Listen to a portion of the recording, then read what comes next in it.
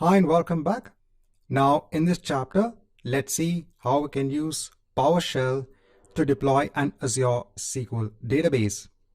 Now if you're working on a Windows machine, or even if you have a Linux machine, a Linux workstation, so you can install Windows PowerShell, and you can go ahead and actually use PowerShell on your local machine to work with Azure-based resources. But I'm going to go ahead and show you how you can execute PowerShell commands in Azure Cloud Shell. And one of the main reasons I'm doing this is because when it comes to your local machine, when it comes to, let's say, your laptop, let's say you're working with Windows PowerShell from your Windows laptop and you're working with Azure-based resources. Now, your laptop might have different sort of constraints. So you could have a firewall running, you could be working from a company laptop. So there could be restrictions in executing certain commands when it comes to Windows PowerShell, or even when it comes to Azure CLI. So what we're going to do is that we're going to go ahead and use a tool which is actually available in the Azure portal itself. But remember, these commands can also be executed from your local machine. You don't have to use the Azure portal to execute these commands. I said just to ensure that you don't have any sort of restrictions when it comes to executing these commands, you can go ahead and use a tool that is available in the Azure portal that is known as Azure Cloud Shell. In order to go ahead and start using Azure Cloud Shell, you can go ahead and hit on this icon, that's Cloud Shell. Now, when it comes to starting Cloud Shell, it needs to use a storage account. So that storage account is required by Azure Cloud Shell. So over here, let me go ahead and click on Show Advanced Settings. Over here, let me go ahead and choose My Subscription. I'll go ahead and use an existing resource group. Over here, let me go ahead and give a name, a unique name for a storage account. And let me go ahead and give a name for the file share. And let me go ahead and hit on Create Storage.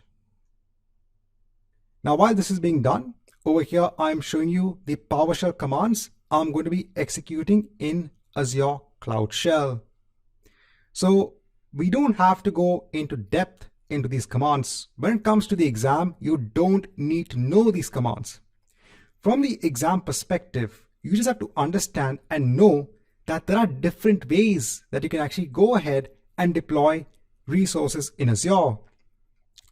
And one of the main resources that you can actually deploy in Azure is an Azure SQL database. So let's give you an overview of what I'm doing in these PowerShell commands. Firstly, what I'm doing is that I'm going ahead and setting some variables. Over here, I'm giving the ID of the subscription that I will be attaching onto my resources, onto my Azure SQL database. Over here, I'm giving what is the resource group I'm going to be creating my SQL database in, what is the location, what should be the administrator login username, what should be the password, what should be the name of the database, and what should be the unique name of the server. Now, if you want to go ahead and get the subscription ID, again, very simple. So I've just gone on to a new tab.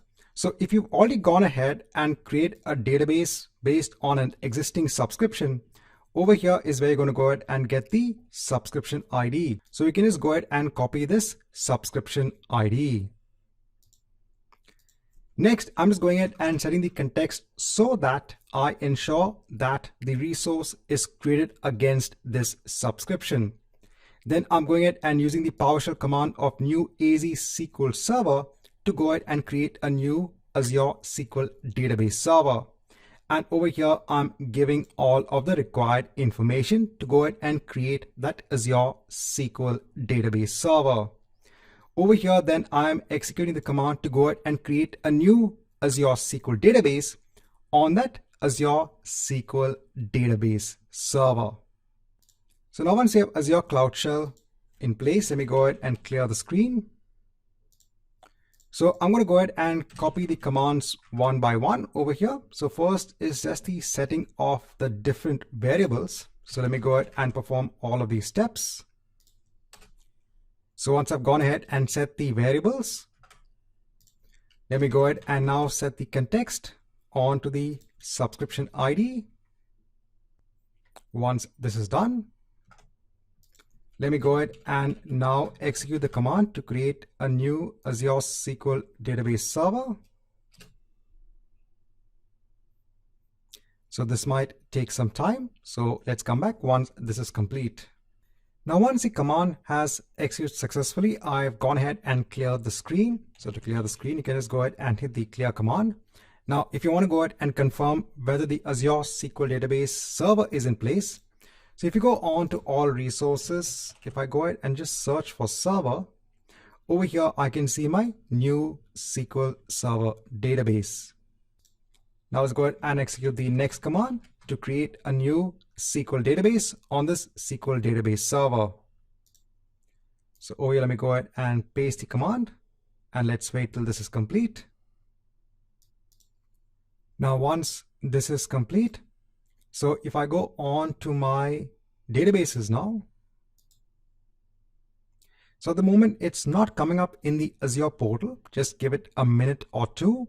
After a minute or two, let's go ahead and click on the refresh button and we should be seeing our new SQL database.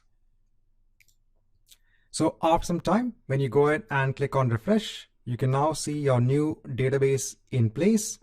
If you go on to the database itself, so over here, you can see the pricing tier is standard in terms of DTUs. So remember, we had that DTU model when it comes to the pricing of an Azure SQL database. We had the basic DTUs, the standard DTUs. So over here, when you actually go ahead and create the Azure SQL database, you can mention something known as the service objective. And over there, based on the service objective of S0, it's going to go ahead and allocate the required numbers of DTUs to your Azure SQL database. So remember, I said from the perspective of the exam, you don't need to remember these commands at all.